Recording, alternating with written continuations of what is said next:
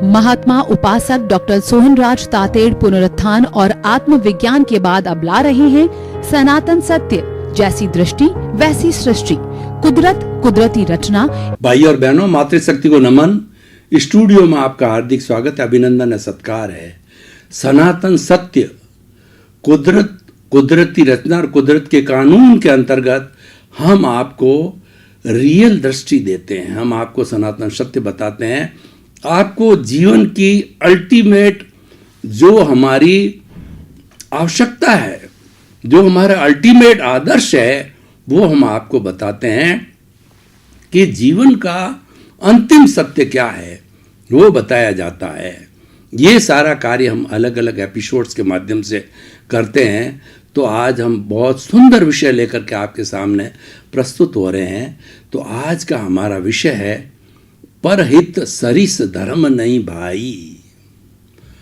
देखिए, इस दुनिया के अंदर दूसरे के हित करने के समान कोई धर्म नहीं है। परहित सरिस धर्म नहीं भाई। और हम अगर दूसरे का अहित करेंगे तो उसके परिणाम भी हमको वैसे ही भुगतने पड़ेंगे। हमारी भारतीय संस्कृति धर्म प्रधान संस्कृति है और भारतीय संस्कृति के अंदर धर्म एक मूल्य के रूप में है।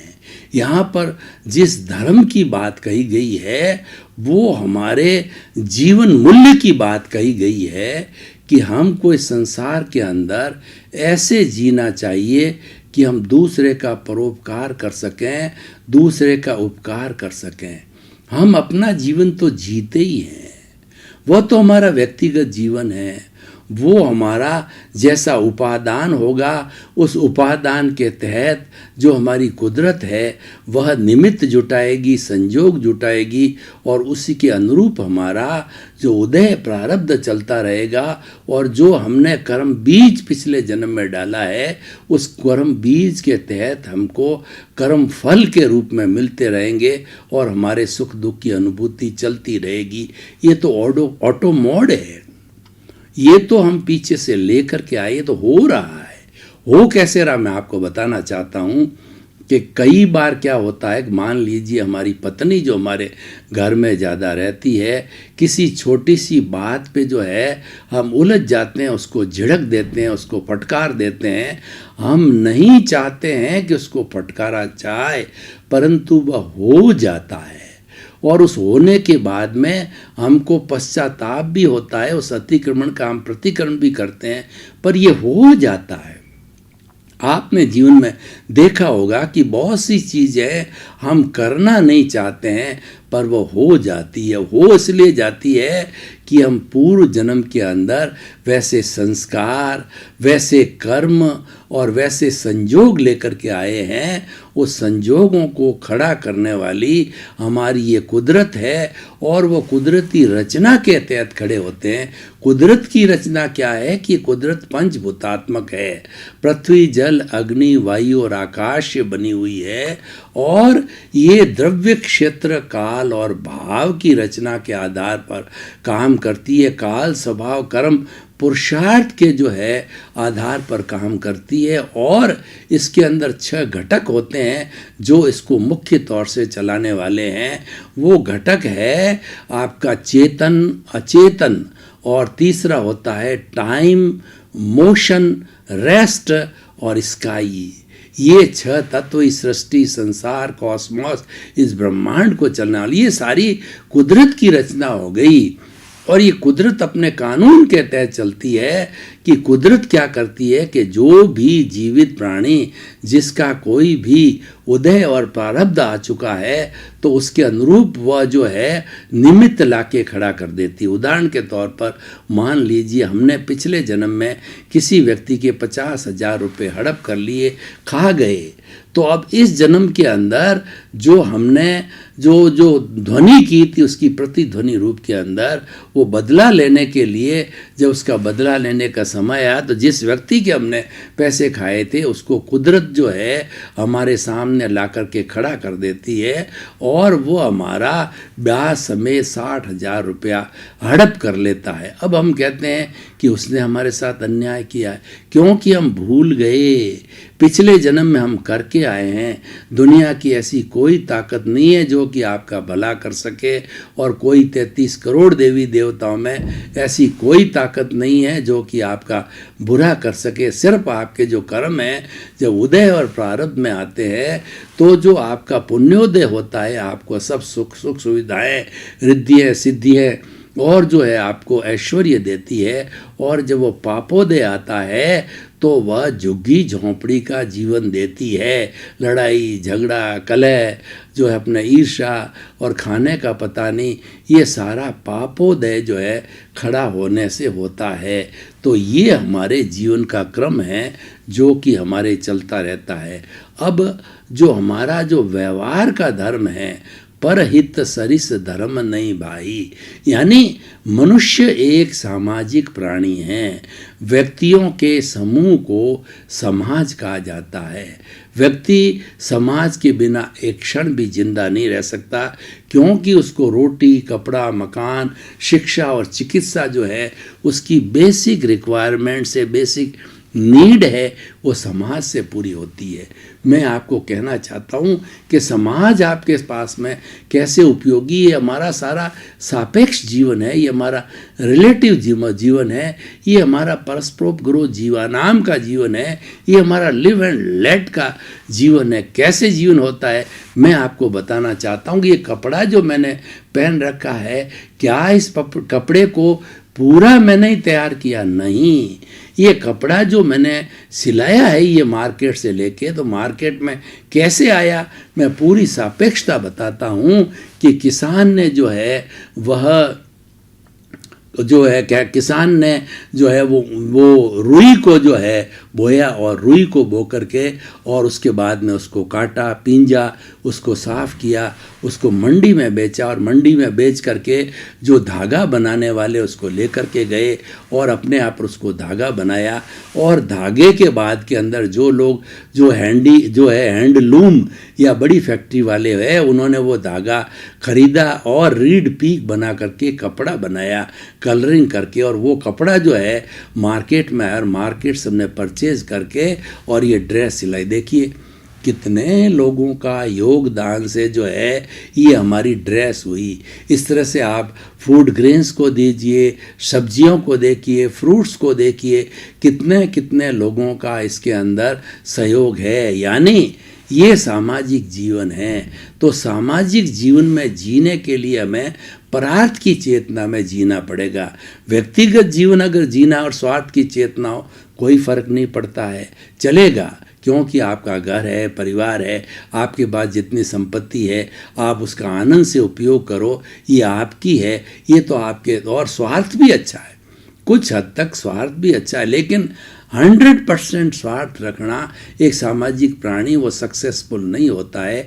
इसीलिए कहावत बनी है कि परित सरिस धर्म नहीं भाई। तो इसीलिए क्या है कि वो हमें समाज में जीने के लिए इस सूत्र को ध्यान में रखना पड़ता है। देखिए समाज में 3 वर्ग के लोग होते हैं, एक तो गरीब होता है, एक मध्यम होता है और एक अमीर होता है। ये होते हैं अपने अपने पुण्योदय के कारण, पापोदय के कारण हुआ करते हैं। इसमें किसी दूसरे की कोई गलती नहीं है। दूसरे को दोषी मानना ये गलत है। दोषी तो स्वयं हम खुद होते हैं, हमारे कर्म दोषी होते हैं। हमारा जो भीतर राग द्वेष होता है वही हमारे में दोष खड़ा करता है। बाकी ये पूरी जो सृष्टि है वो तो वीतराग है, 84 लाख जीवा योनिया वीतराग है। केवल मेरे कर्म है, मेरी कर्म रज है, और मेरा जो है ये जो सूक्ष्म शरीर है, लिंग शरीर, कॉजल बॉडी, यही दुख का कारण है और यही अज्ञान है, और इसी के कारण ही मुझे दुख मिलता है। तो भाई और बहनों, हम दूसरे के लिए क्या करते हैं वो परार्थ की चेतना का कहलाती है। What you contribute to others and your contribution to the society pays a lot. Whatever resources you have got, whatever money you have got with you, or whatever facilities you are enjoying, that's or your family is enjoying, it's your personal matter. it doesn't affect at all to the society. The thing effect to the society is that what you contribute to the society, and in the society our poor fellows are there, poor brothers and sisters are there, how you are helping them, that is countable. Or the fellow who helps them, he is called, he is a good man, and he is supporting the public also, वह सेवा भावी कहलाता है। इसीलिए हमारे जो समाज के अंदर सेवा का महत्व बना, और सेवा करने वाले पूजनीय होते हैं, वंदनीय होते हैं, स्तुत्य होते हैं। तो इसीलिए ये कहावत बनी कि परहित सरिस धर्म नहीं भाई, कि मान लो देखिए हमारे पर 4 तरह के कर्ज होते हैं। पहला एक होता है देव ऋण होता है, दूसरा होता है हमारा पितृ ऋण होता है, तीसरा गुरु ऋण होता है, और चौथा समाज का ऋण।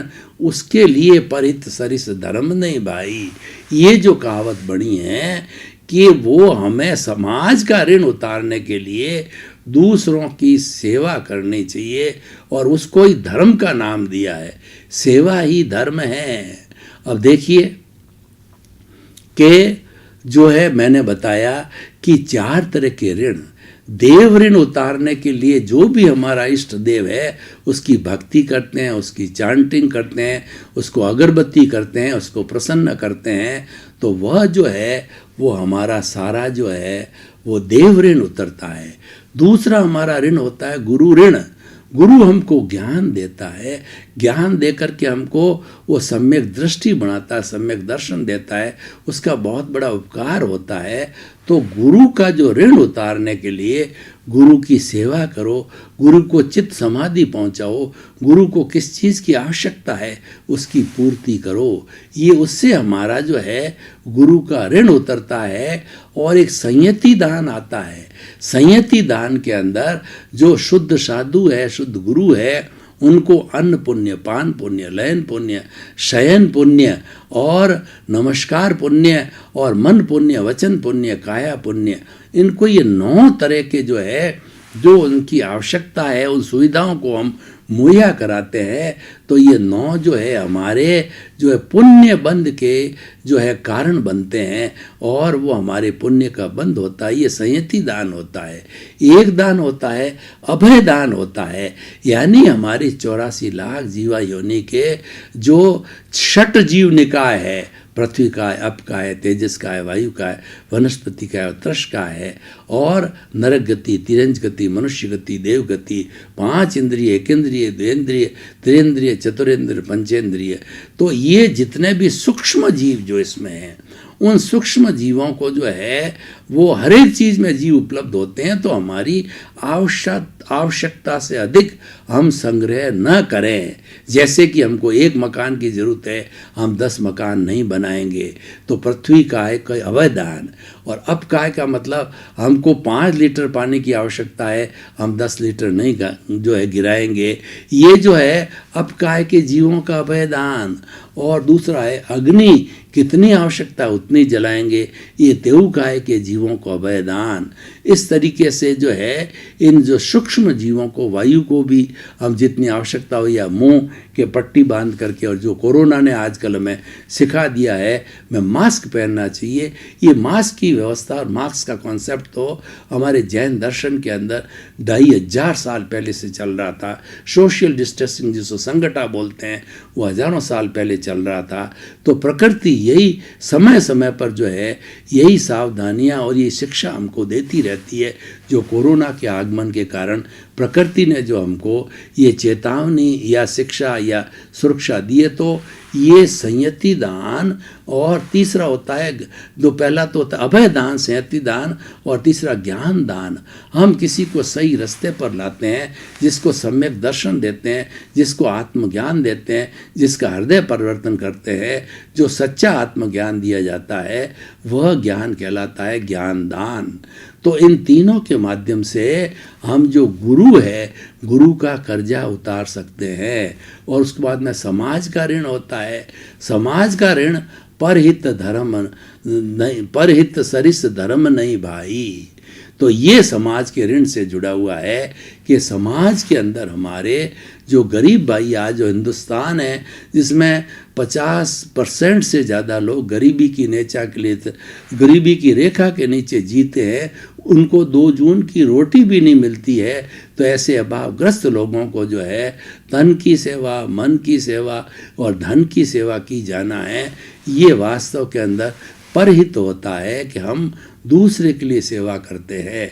इससे हमारा समाज का ऋण उतरता है। और ये सेवा 3 तरह की होती है। सबसे पहले तन की सेवा होती है कि किसी व्यक्ति के पास पैसा तो नहीं है लेकिन अपनी रोजी रोटी कमाने के बाद में उसको प्रतिदिन 4 घंटे मिल जाते हैं, तो वह 4 घंटे सेवा देने के लिए किसी मंदिर में, संस्था में, हॉस्पिटल में, विद्यालय में, जहाँ भी उसकी रुचि हो और जिसमें उसका एक्सपर्टाइजेशन हो, वह निःशुल्क बिना पैसा लिए वहाँ पे अपनी प्रेजेंस से, अपने अनुभव से, अपने ज्ञान से लोगों को मदद करता है।